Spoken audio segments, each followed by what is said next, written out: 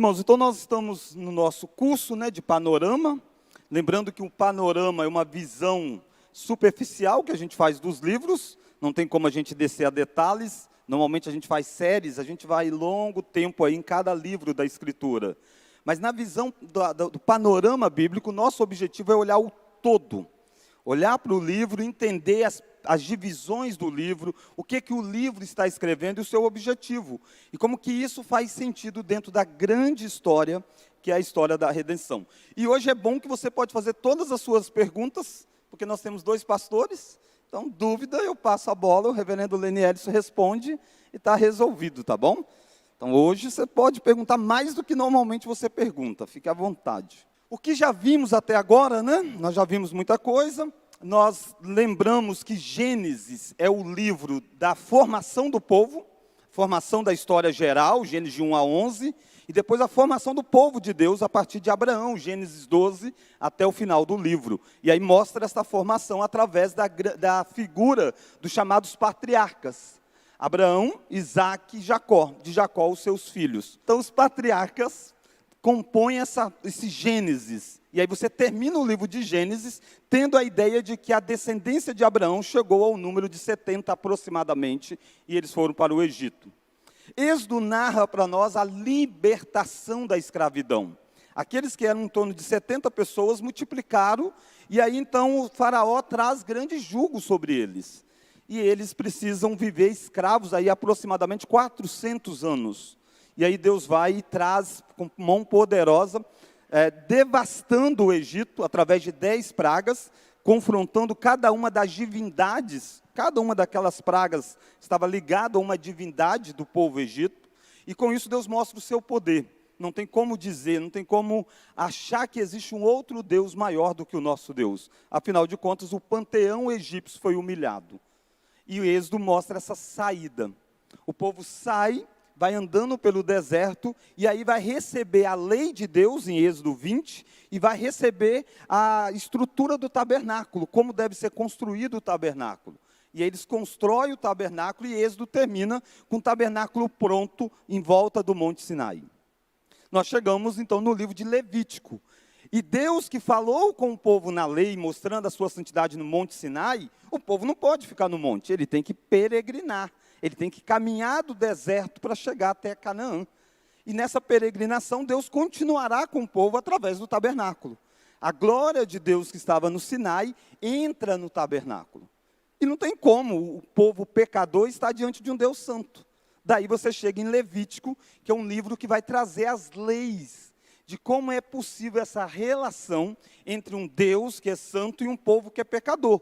Mostrando o que é impureza, várias leis, para deixar nítido. Você fez isso, você está impuro. Você fez isso, você está impuro. Mas mostrando o sistema de purificação. O derramamento de sangue sendo oferecido através de um sacerdote que leva esse sangue e joga sobre a propiciação, no propiciatório da arca, promovendo a propiciação.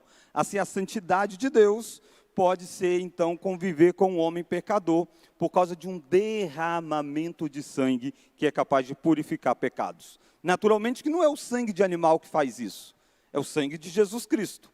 Levítico está apontando para o verdadeiro sacrifício que vai ser mostrado para nós plenamente em Hebreus. Chegamos em Números. Números, então, vai descrever essa caminhada. Como é que o povo andou? O que o povo fez? E como que o povo fracassou?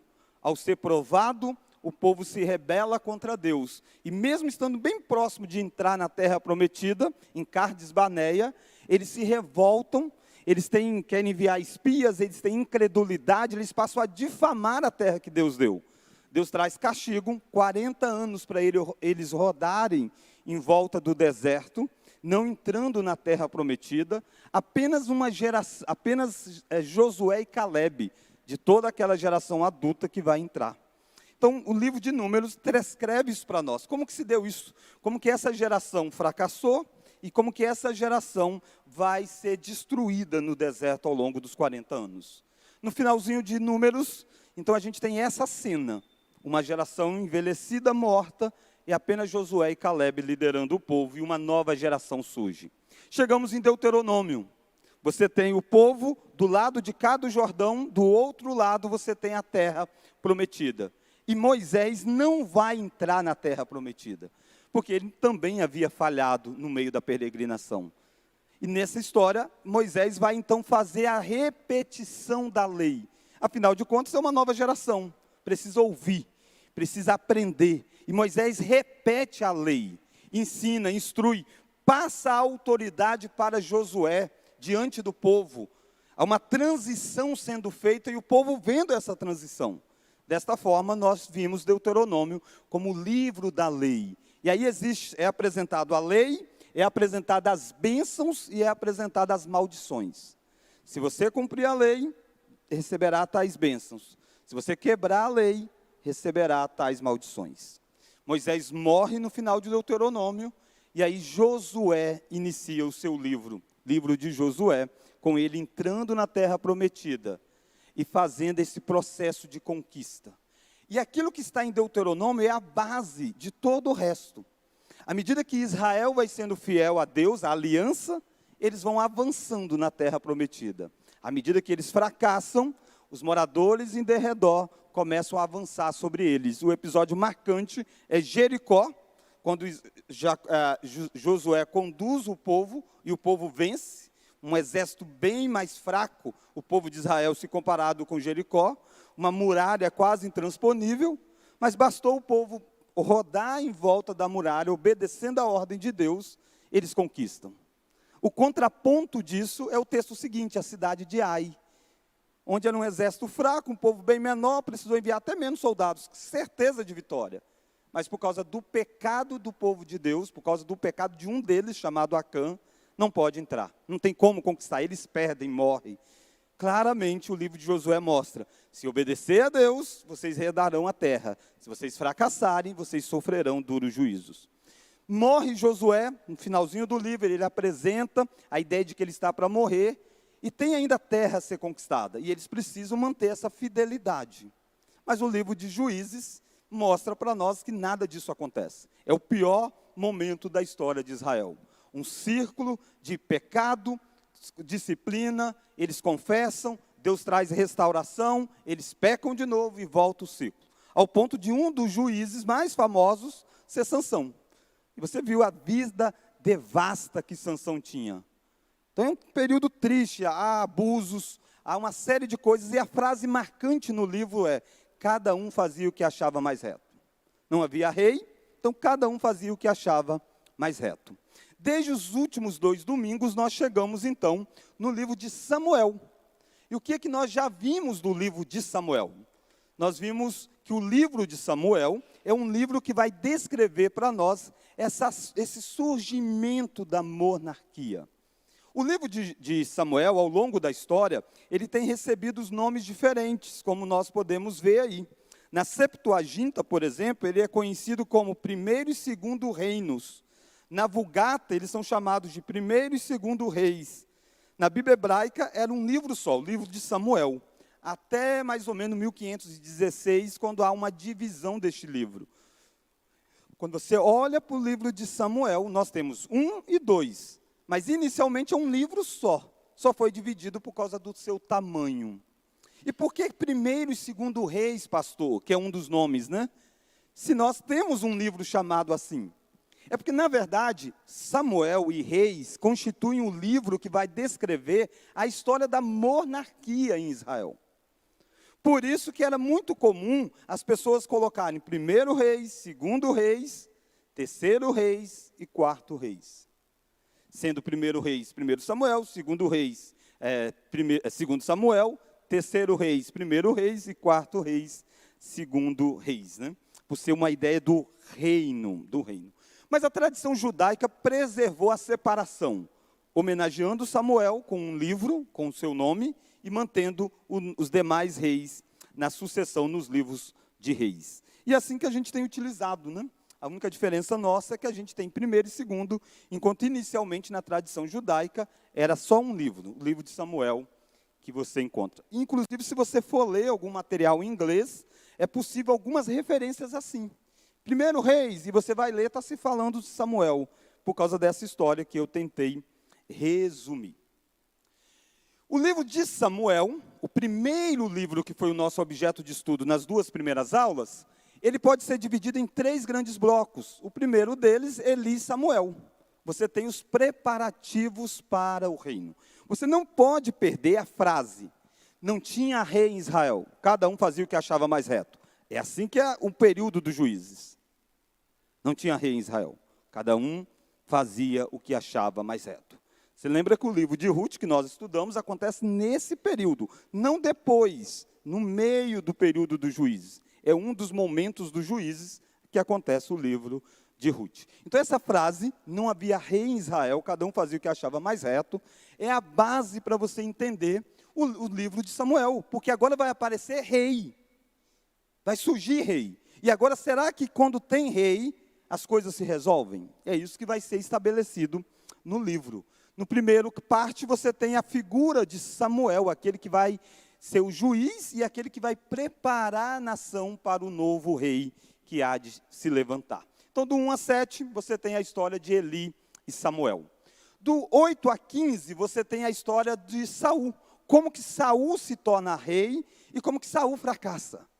Porque Saul é um rei escolhido, igual o povo dizia lá. Cada um fazia o que achava mais reto. Olhando por aparência e escolhendo. Escolheram Saul assim. Saul era o mais forte dentre eles. E o povo escolheu Saul, dizendo, nós queremos um rei que saia à guerra por nós. Quando, na verdade, Deus sempre diz que ele saía à guerra pelo seu povo.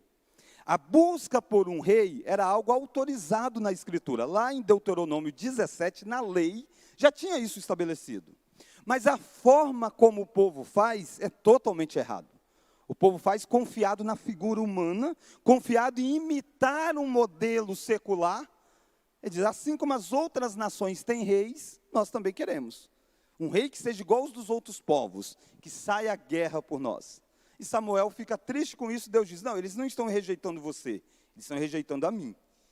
E Deus conduz a história, Deus escolhe Saul, Saul se torna um rei, mas Saul é um rei que vive por aparência. Por isso ele fracassa 2 vezes, porque ele está preocupado em agradar do que ser fiel ao Senhor. Ele fracassa quando ele vai oferecer um culto, ele não poderia oferecer o sacrifício, mas ele vê o povo saindo e fica apavorado. O povo está indo embora, precisa fazer alguma coisa, tem que ir para a guerra, ele faz sacrifício. E aí Deus rejeita ele. E depois, quando ele deveria obedecer, fazendo aquilo que Deus mandou fazer, de matar os inimigos, ele vai e traz os inimigos, traz os bens e diz, eu trouxe isso aqui para sacrificar a Deus. Achei bom os animais lá, vamos sacrificar a Deus. E Deus diz, eu tenho mais prazer em obediência do que em sacrifício. Então Saul é um rei fracassado. E aí nós somos apresentados a figura de Davi, o homem segundo o coração de Deus. Do capítulo 16 a 31, você tem a unção de Davi, mas você não tem Davi reinando. Davi está ungido do Senhor, mas ele está sofrendo duras perseguições na jornada. Então nós caminhamos bastante nisso, entendendo o primeiro livro de Samuel, dentro dessa visão. Uma das formas interessantes que nós vimos, é que o livro de Samuel é um contraste de personagens. A forma de descrever o caráter, a forma de descrever a fidelidade de Deus, é contrastando personagens. Ele contrasta Ana com Penina, Ana humilde, a Penina orgulhosa, Samuel o dedicado com os filhos de Eli, Rofini e Finéias, os degenerados, a arca do Senhor com Dagon, os falsos deuses. Depois você vê o contraste entre Saul e Davi. Saul, monarca rejeitado, Davi o herói em ascensão. Saul vingativo, Davi o perdoador.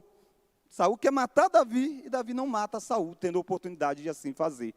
Nabal, o marido insensato, é contrastado com a sua esposa, Abigail, a esposa sensata. Saul, o ocultista disfarçado. Samuel, o dispenseiro dos oráculos.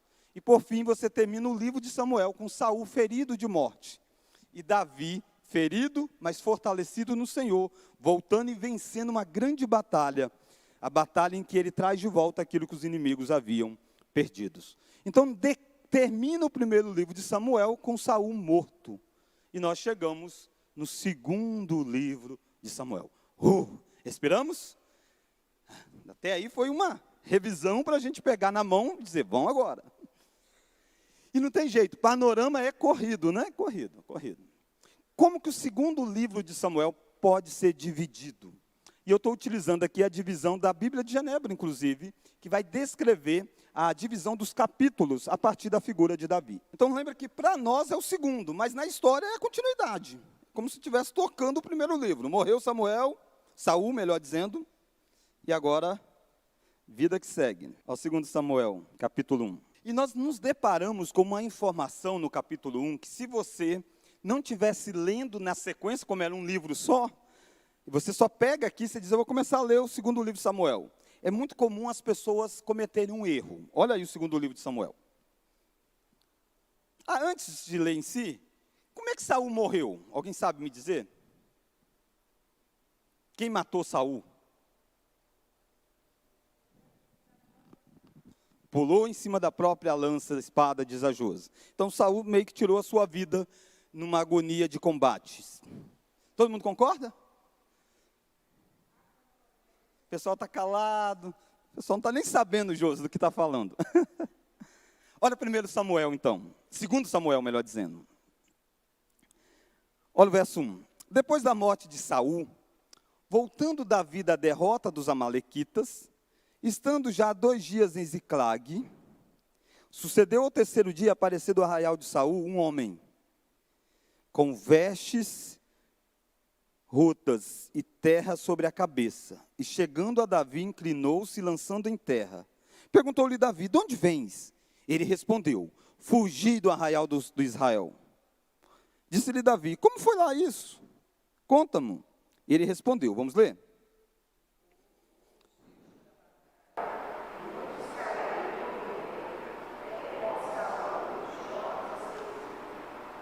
Está contando, Saul e Jonatas, seu filho. Então a notícia chega para Davi, Saul morreu.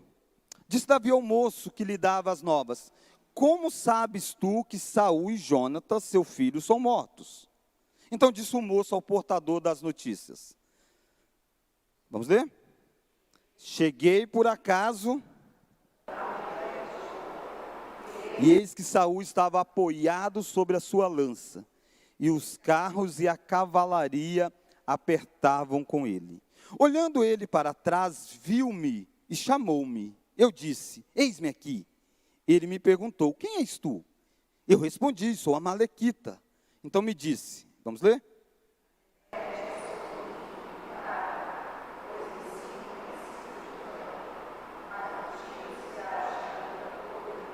Arremessei-me, pois, sobre ele e o matei, porque bem sabia eu que ele não viveria depois de ter caído.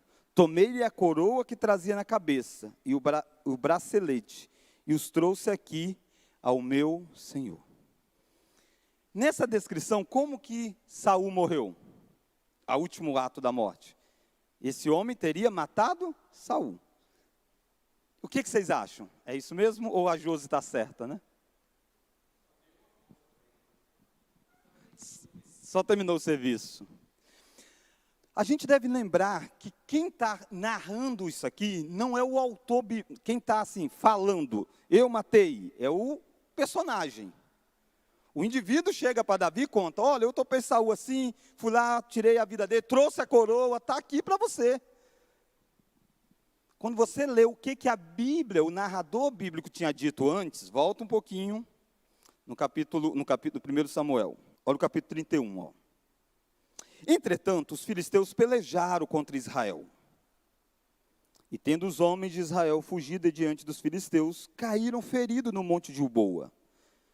Os filisteus apertaram com Saul e seus filhos e mataram Jonatas, Abinadab, Malquissua, filho de Saul. Agravou-se a peleja contra Saul. Os flecheiros o avistaram e ele muito os temeu. Então disse Saul ao seu escudeiro, olha o que Saul pede ao escudeiro dele. Arranca a tua espada e atravessa-me com ela, para que porventura não venham estes incircuncisos e me transpassem, e escarneçam de mim. Então ele está pedindo para um escudeiro que é do povo de Israel, dizendo, faça o seguinte, tire a minha vida, porque vai vir uns incircuncisos e vão me matar. Continuemos. Porém, seu escudeiro não quis. Por quê? Temia muito. Então Saul tomou da espada e se lançou sobre ela. Vendo, pois, o seu escudeiro, que Saul já era morto, também ele se lançou sobre a sua espada e morreu com ele. Morreu, pois, Saul e seus 3 filhos e seus escudeiros, e também todos os seus homens foram mortos naquele dia com ele. Vendo os homens de Israel, que estavam desta banda do vale, daquém do Jordão, que os homens de Israel fugiram, e que Saul e seus filhos estavam mortos. Desampararam a cidade, fugiram, e vieram os filisteus e habitaram nela. Perceba, aqui todo o tempo do capítulo 31, é o narrador bíblico, que é inspirado por Deus, está dizendo como Saul morreu. Saul pediu que alguém tirasse a vida dele, e essa pessoa não aceitou fazer isso, e Saul então se joga e tira a sua própria vida. E o texto diz, Saul morreu. O escudeiro viu que Saul estava morto. Todos perceberam que Saul estava morto. Então, quando a gente continua a leitura, o que a gente percebe é que esse indivíduo que chega contando essa outra história, ele está inventando uma parte da história. Saul tentou matar Davi a vida toda, lembra? Davi está ungido para ser rei. Esse cara viu Saul morto e disse, é a hora de eu me consagrar.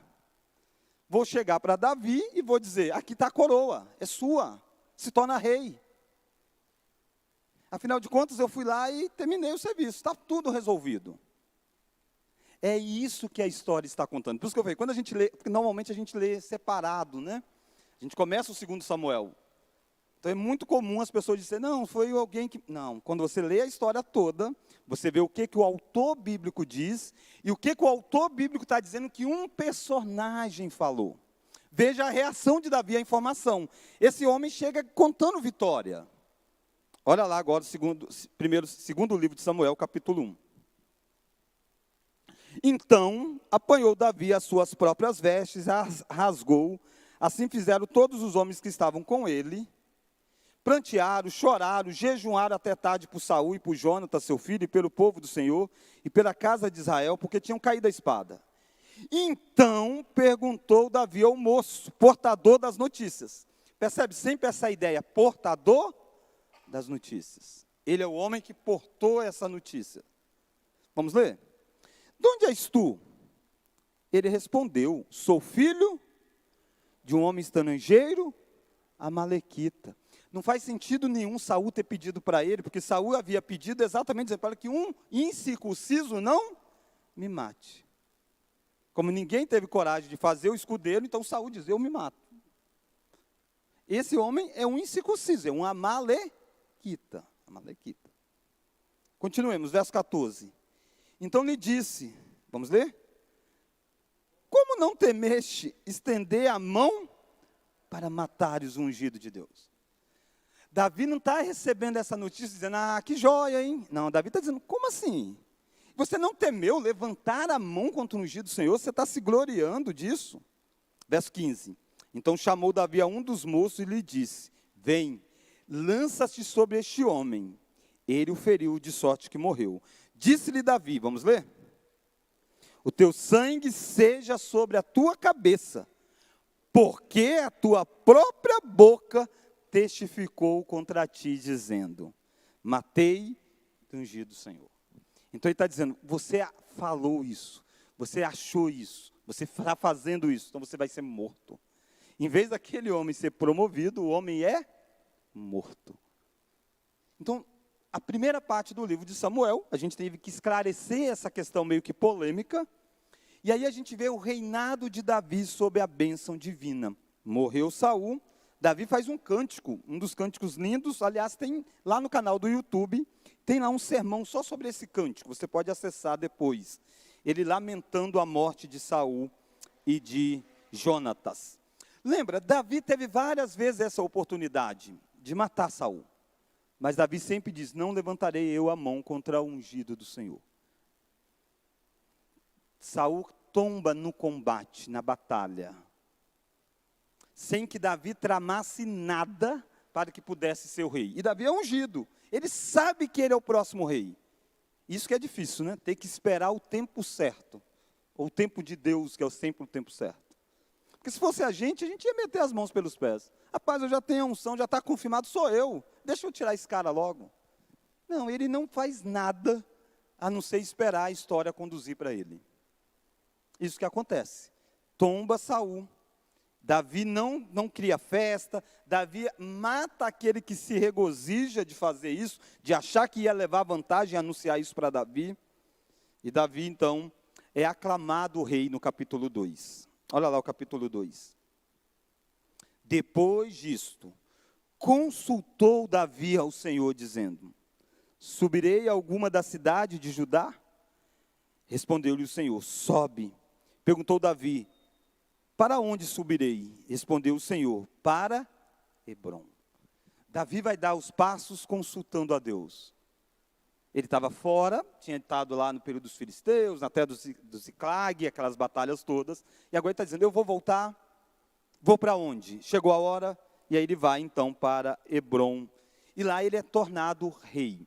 Mas ele não é tornado rei sobre todo Israel, ele se torna rei sobre a tribo de Judá, de onde ele vem.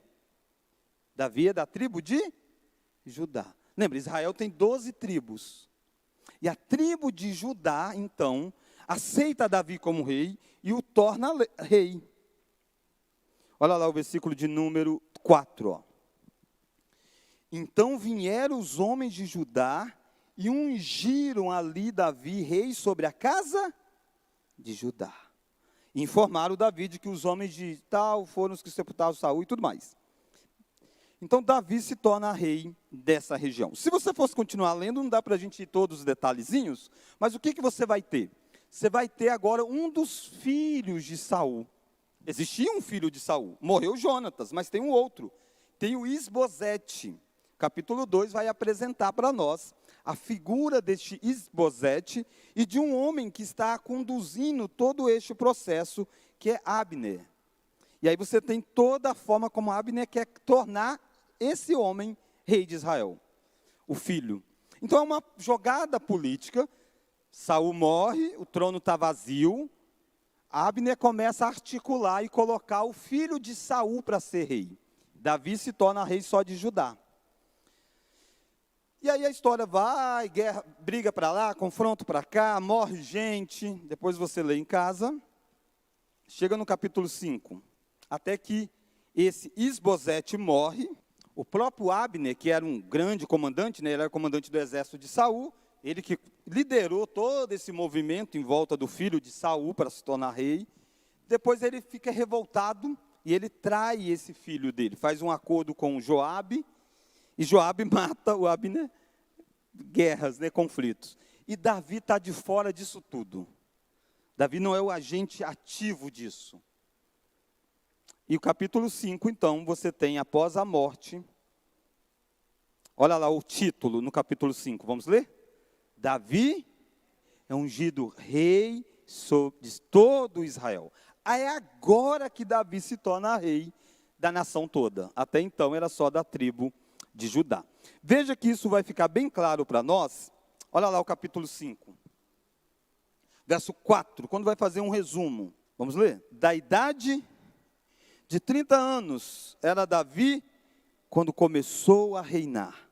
E reinou 40 anos. Então Davi tinha 30 anos quando começou a reinar e reinou 40 anos. Em Hebrom reinou sobre Judá 7 anos e 6 meses. Então, daquele momento que Saul morre, ele começa a reinar sobre uma das tribos, dá um tempo de 7 anos e 6 meses. Até que todo esse conflito envolvendo o filho de Saul, não o Jonatas já tinha sido morto, o Jonatas é um homem temente a Deus e tudo mais, mas o Isbosete, esse homem, junto com Abner, tramam toda a questão, dura aí 7 anos e 6 meses, e aí então Davi assume o reino de todo. Olha o finalzinho do verso 5. Em Hebrom reinou sobre Judá 7 anos e 6 meses. Vamos ler agora? Em Jerusalém reinou 33 anos sobre todo Israel e Judá. Você já lembrava disso? Que o reino de Davi não começou de forma geral para todos? Às vezes isso passa despercebido, né? E perceba o quanto que esse homem demorou para ver concretizado as promessas de Deus na vida dele. Nós estamos no capítulo 5 de 2 Samuel. Nós já sabíamos que ele seria rei no capítulo 16 do primeiro livro de Samuel.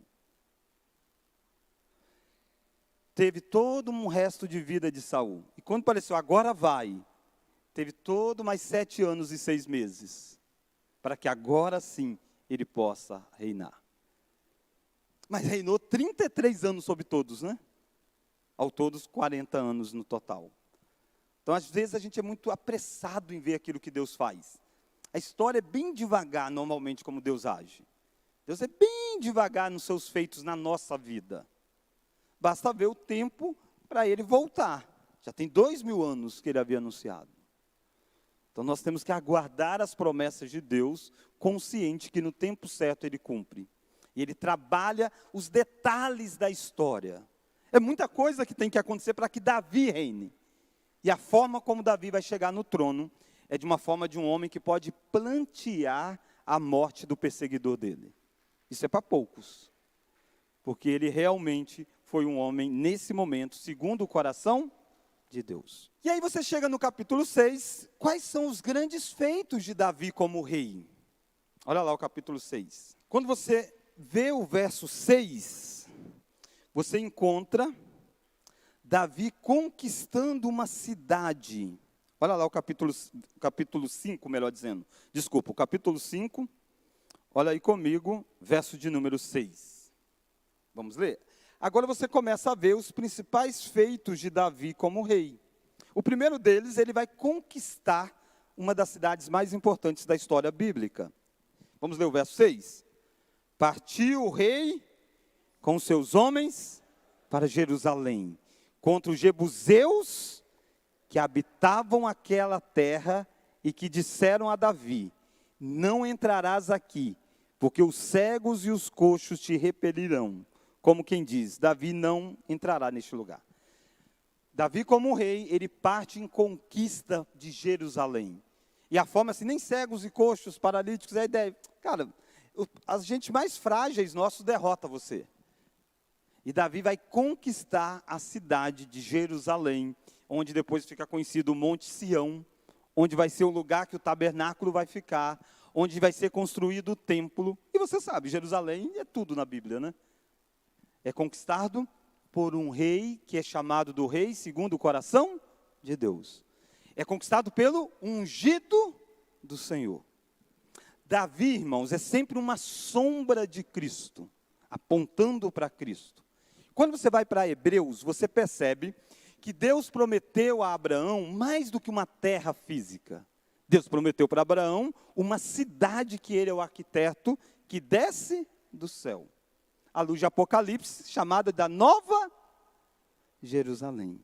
Se a primeira Jerusalém é conquistada por Davi, a Nova Jerusalém é conquistada e feita por Jesus Cristo, filho de Davi. Se a primeira Jerusalém vai ser destruída lá no período do exílio, e é triste, Israel diz: poxa, o que aconteceu com a cidade santa? Eles choram, lamentavam, oravam voltados para Jerusalém. Lembra de Daniel lá na cova dos leões? Ele vai para a cova por causa disso, porque ele ora voltado para Jerusalém. Jerusalém foi destruída, os muros arruinados. Mas a Nova Jerusalém tem muralhas que é impossível de ser destruída. Mal nenhum entra nela à luz de Apocalipse. Se a primeira Jerusalém tem a glória de um templo, a segunda Jerusalém tem a habitação plena de Deus entre nós. A Bíblia diz: e nós não vimos templo, santuário, porque Deus mesmo estava no meio dela. Então esses contrastes todos, é essa riqueza da Escritura, o quanto que a Bíblia, desde o Antigo Testamento, aponta para a pessoa de Jesus Cristo. E é por isso que Davi é aquele que conquista, mas nós sabemos de que Jesus é chamado do filho de Davi, numa conquista maior. Então Davi faz isso, Davi conquista Jerusalém, torna Jerusalém a capital, ele une todos aí, todo o reino agora é unido, porque existe uma capital central, existe um culto central, é o lugar que o tabernáculo vai ficar. Aquilo que antes era espalhado, lembra da época dos juízes? Cada um fazia o que achava mais reto. E cada tribo. Cada um tinha lá e tal, não tinha ninguém que unia. Agora está unido, tem um trono, tem um lugar de culto, tem uma capital, tem uma maquete do reino, que é Jerusalém. Mas naturalmente que é só sombra, né? Como eu disse, a nova Jerusalém é a realidade plena, que o maior do que Davi é quem conquista. E Davi é um homem vinculado com a adoração. Porque o que ele faz? Conquista Jerusalém, mas olha o capítulo 6. Qual que é o título do capítulo 6? Davi traz a arca. Lembra, perder a arca foi sinal de ruína espiritual. Quando é que eles perderam a arca? Foi lá naquele período onde os filhos de Eli, Hofni e Finéias eram terríveis. O povo de Israel, com a moralidade lá embaixo, foi para a guerra e começou a perder na guerra. Aí disseram, nós estamos perdendo, leva a arca. Só a gente levar a arca que a gente vence. Quando Deus tinha uma lei dizendo, quando for a hora eu digo, leve a arca, aí vocês levem a arca para a guerra, e eu dou a batalha. Mas aí não foi Deus. Eles acharam que a arca era um poder mágico. E assim, né? Você sabe como é que é, você vive no Brasil. As pessoas acham que tem um poder mágico em tal símbolo religioso. Está fazendo tudo errado, mas passou em frente à igreja, faz um símbolo religioso, que aí estou protegido. Posso aprontar o que for no carnaval, mas na quarta-feira de cinza eu faço um ritual. Então, é cheio desse tipo de crendice. E crente começa a ter isso também. Vai trazendo pela linguagem evangélica, né? Então, não é a vida, mas acha que o poder está nas coisas. Então, se eu fizer, se eu tomar a ceia, não é a vida espiritual que vale, mas sim os símbolos. Os símbolos são importantes, a arca é importante. Mas a arca por si só não fazia nada, ao ponto da arca ter sido levada. A arca foi levada do meio do povo. Foi tão feio a história, que Eli caiu da cadeira.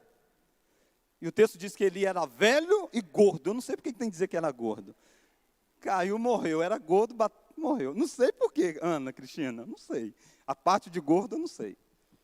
Teve alguém que mandou para mim, dizendo, pastor, viu, precisa emagrecer. Eu falei, não é pecado não, porque ele era velho, e velho não é pecado, então. Mas era gordo, não sei. E aí ele diz, e acabou-se a glória, foi-se a glória de Deus. E aí os filisteus pegaram a arca e disseram, estamos bem, ganhamos, temos o Deus deles. Coloca perto do Dagom, o Dagom cai. Não, a arca não pode ser domada. Deus não pode ser domado, não pode usar a arca e dizer, eu ganho a batalha porque eu estou com a arca. Deus entrega eles nas mãos dos filisteus. Não pode achar, nós vencemos a batalha, nós podemos fazer o que quiser com a arca. Não, Deus vai e derruba os deuses dos Dagons, o Deus Dagom, melhor dizendo. E ninguém consegue controlar essa arca.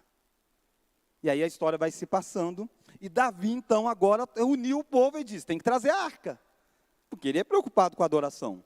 E ele quer trazer a arca do jeito dele. Olha, ele achando que pode controlar de novo. Põe a arca num carro de boi e traz a arca.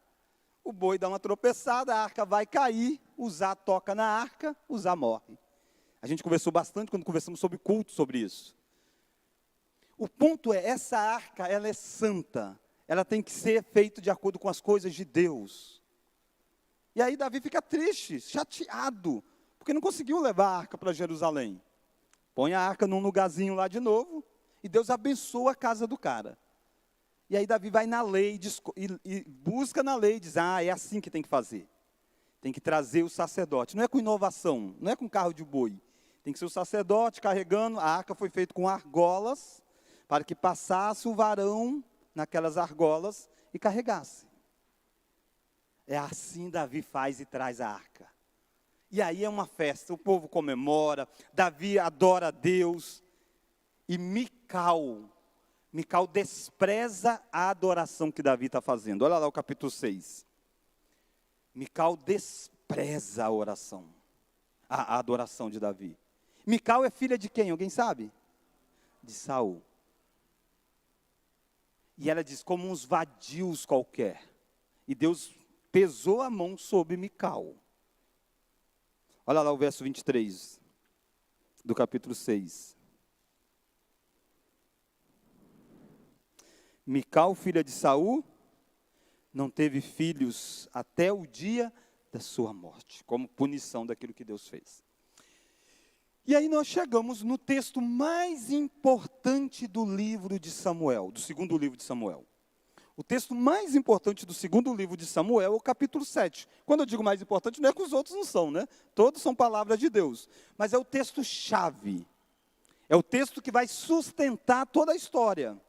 Capítulo 7 de Samuel, de segundo livro de Samuel. O que acontece aqui? Davi trouxe a arca, Davi conquistou Jerusalém, Davi trouxe a arca, agora vai ter então a aliança que Deus estabelece com Davi. A primeira parte é muito conhecida, é aquela parte que Davi resolve construir um templo.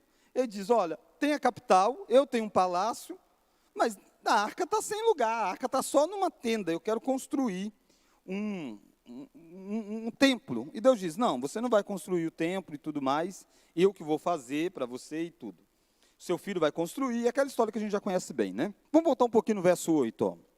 Agora, pois, assim dirás ao meu servo Davi, assim diz o Senhor dos Exércitos. Vamos ler? Tomei-te da malhada de trás das ovelhas, para que fosses príncipe sobre o meu povo, sobre Israel. Deus está dizendo o que fez com ele. Fui contigo por onde quer que andaste. Eliminei os teus inimigos diante de ti. Fiz grande o teu nome, como só os grandes têm na terra. E fui contigo por onde quer... verso 10. Prepararei lugar para o meu povo, para Israel, e o plantarei, para que habite no seu lugar, e não mais seja perturbado, e jamais os filhos da perversidade o infringam, como dantes. Desde o dia em que mandei, houvesse juízo sobre o meu povo de Israel. Vamos ler agora? Dar-te-ei, porém...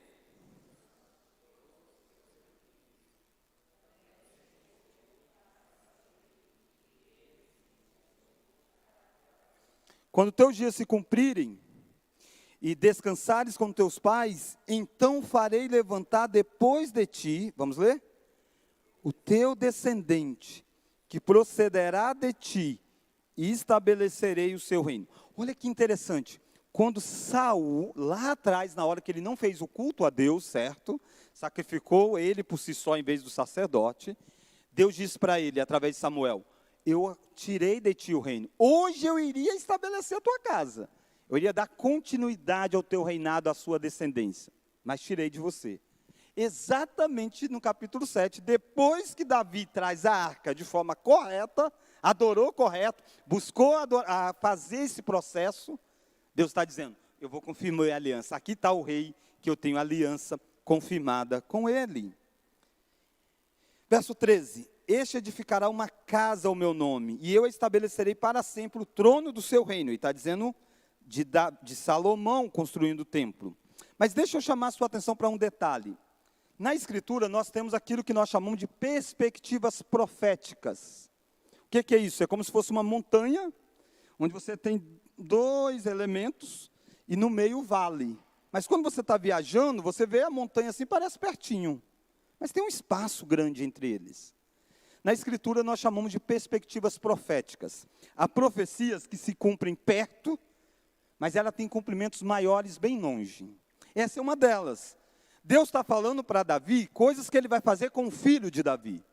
Algumas dessas coisas vão se cumprir em Salomão, o filho próximo. Mas há muito que vai se cumprir no último filho verdadeiro de Davi, que é Jesus Cristo, filho de Davi. Então essa visão dupla da profecia está aqui presente mais uma vez. Olha lá, ó. Este edificará uma casa ao meu nome. Salomão fez isso. Mas Jesus edifica o verdadeiro templo. Ele diz, destruir e vou reedificar o templo em 3 dias. Ele estava dizendo do corpo dele, da verdadeira adoração. E eu estabelecerei para sempre o trono do seu reino. Você sabe que o trono de Salomão não foi para sempre. Durou muito tempo a casa dele. Mas veio um dos filhos dele, que é Jesus Cristo. Esse sim fez um reino para sempre. Verso 14, vamos ler? Eu lhe serei por pai, e ele me será por filho. Se vier transgredir, castigá-lo-ei com varas de homens e com açoites de filhos de homens. Ele está dizendo, se o seu filho errar, eu vou disciplinar. Mas olha o verso 15, mas a minha misericórdia se não apartará dele, como a retirei de Saul, quem tirei de diante de ti. Verso 16, porém a tua casa e o teu reino serão firmados para sempre diante de ti. Teu trono será estabelecido para sempre. Então essa é a aliança que Deus fez com Davi. Seu trono, você vai ter uma terra, você vai ter um filho, muito parecido com Abraão. É a mesma aliança sendo desdobrada. E agora ampliada na figura de um rei. E está dizendo, e o reino jamais vai ter fim. E mais, ele diz, eu nunca vou agir com a sua casa igual eu agi com Saul. Saul transgrediu, rasguei, cortou, tchau. Com ele eu vou disciplinar, vou castigar, mas sempre terei misericórdia. Daí a gente chega na parte mais conhecida da história de Davi, eu não preciso falar sobre ela, né, porque é conhecida. É a queda de Davi. Davi peca com Betseba. Capítulo 11 até o capítulo 20. No capítulo 11 e 12, você tem os pecados de Davi sendo apresentado. Adultério, assassinato, esconde. Terrível aquela cena, muito terrível. Mas Deus não vai fazer aquilo que ele fez com Saul. Quando Davi ora, Senhor, restitui-me a alegria da tua salvação. Não retires de mim o teu Santo Espírito. Remetendo aquilo que aconteceu com Saul. Deus prometeu na aliança, Deus diz, eu não vou tirar. Eu não vou agir igual eu agi. Davi peca, terrível os pecados de Davi. Ele quer esconder e aquela coisa toda. E aí a gente tem as consequências do pecado de Davi. Irmãos, se você olha para o livro de Samuel, nós vimos, né, capítulo 1, chegamos aí no capítulo 10, mostrando como que Davi chega ao trono e é abençoado por Deus. Do capítulo 11 ao 20, nós temos como que o reino fracassa terrivelmente. A consequência do pecado se dá de forma tão forte, que você tem um incesto acontecendo, um dos filhos de Davi se deita com a irmã, terrível. Você tem um assassinato dentro da casa de Davi, Absalão mata Aminon, que é aquele que havia se deitado com a irmã. Você tem o Absalão tramando para derrubar o rei, faz uma conspiração. Depois você vai passando as páginas aí da sua Bíblia, de 12 até o capítulo 20, é triste a cena de Davi. Davi sai do trono e tem um homem que joga pedra sobre ele e amaldiçoa, enquanto Davi vai peregrinando, ele vai amaldiçoando Davi. Às vezes a gente esquece que boa parte do que é escrito do reinado de Davi, embora ele tenha conquistado muito, e a Bíblia fala disso, mas Davi reinando mesmo, ela dá ênfase na conquista de Jerusalém, nas vitórias, na arca da aliança, na adoração, na aliança. E depois mostra, esse rei é falho, ele é um homem. Quando a gente olha para Juízes, a gente achava, se tivesse um rei em Israel, resolvia. Aí Saul é a escolha errada, mas se tiver um outro rei, resolve. Davi não é. Ele ainda não é o rei perfeito. Ele fracassa e os pecados que você vê acontecendo é muito parecido com o livro dos Juízes. É triste a cena. Boa parte do reinado de Davi descrito no livro de Samuel é Davi tendo que lidar com as consequências do seu pecado.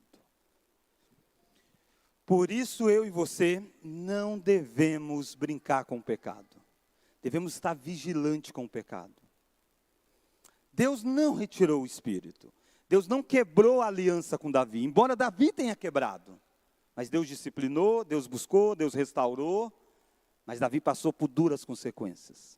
A graça de Deus superabunda sobre os nossos pecados. Mas a graça de Deus não nos isenta de passarmos pelas as consequências práticas do nosso pecado. Por isso a gente tem que tomar muito cuidado. É muito comum a gente dizer, Davi foi perdoado, né, pastor? E sim, mas a gente não olha o resto da história. Boa parte do livro é para dizer, dura coisa foi o que Davi fez. Até o fim da sua vida, ele luta terrivelmente com isso, ao ponto de Absalão, o filho, tramar, tirar o pai do trono e depois morrer, ser morto. E Davi grita: Absalão, meu filho, Absalão, meu filho. Por fim, as últimas páginas da história está lá no segundo livro de Samuel, capítulo 21, abra aí por gentileza. Davi não é, lembra da aliança? Por isso que eu disse que a aliança é importante. Aquilo aí fez com que Deus não tirasse o trono de Davi. Davi pecou, Deus mandou o profeta, ele arrependeu e volta ao trono. Por causa da aliança feita. A aliança de Deus é incondicional sobre nós. Louvado seja Deus por isso. Você tem os últimos acontecimentos, lá a partir do capítulo 21. O capítulo 22, você tem um lindo cântico de Davi. Olha lá o capítulo 22. Você tem um lindo cântico que Davi compôs. Olha o capítulo 23, você tem as últimas palavras de Davi. Vamos ler? São estas as últimas palavras de Davi. Palavra de Davi, filho de Jessé. Palavra do homem, vamos ler? Que foi exaltado, do ungido do Deus de Jacó, do mavioso salmista de Israel.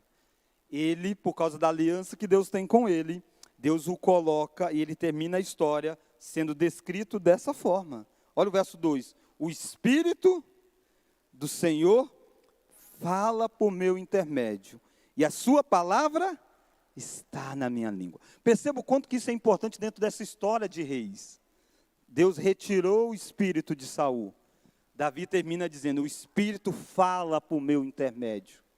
Ele escreve o Salmo 51, depois de ter pecado, inspirado pelo Espírito Santo, ensinando a gente o que é arrependimento. Por quê? Por causa da aliança, do capítulo 7. E é lindo as últimas palavras que Davi faz. Depois você tem a história envolvendo os valentes. Davi teve grandes valentes, são descritos eles. E assim caminha para o final. Na próxima aula a gente chega em Reis, aí a gente vai ver a morte de Davi. Terminando, irmãos, lembra? Israel precisava de um rei. Deus levanta reis para amenizar. Davi, sem sombra de dúvida, é uma graça que Deus deu ao povo. Guerreia, luta, conquista, faz muitas coisas. Mas ainda falta um rei que realmente vai botar a ordem em Israel. Porque o rei que vai botar a ordem em Israel não é aquele que usa do seu povo como Davi fez. Davi matou Urias para ter a mulher de Urias. O verdadeiro filho de Davi, Jesus Cristo, o verdadeiro rei, se sacrifica para que o seu povo possa viver. É diferente de Davi.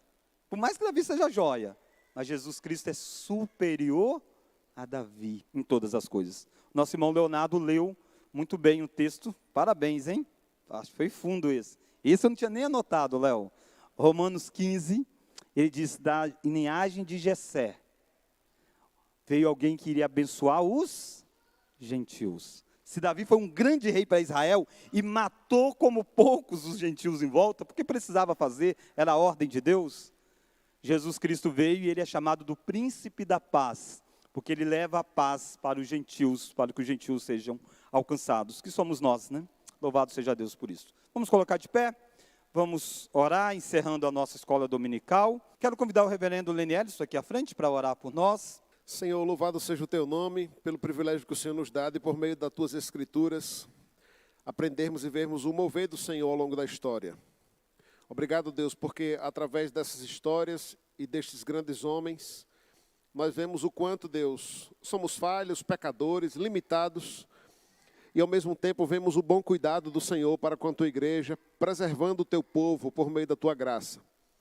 Obrigado, Deus, porque o perfeito Rei veio e hoje reina para a tua glória em nossas vidas, em nossos corações, preparando-nos, Deus, para este dia que estaremos com o Senhor. Te louvamos por essa escola dominical, por aquilo que podemos aprender aqui, que o Senhor aplique em nossos corações, dá-nos um dia de paz em tua presença, seja um dia de descanso, preparando-nos, Deus, para o culto que a ti prestaremos. Obrigado, Deus, por esse privilégio de estarmos juntos nesta manhã. Em nome de Jesus. Amém.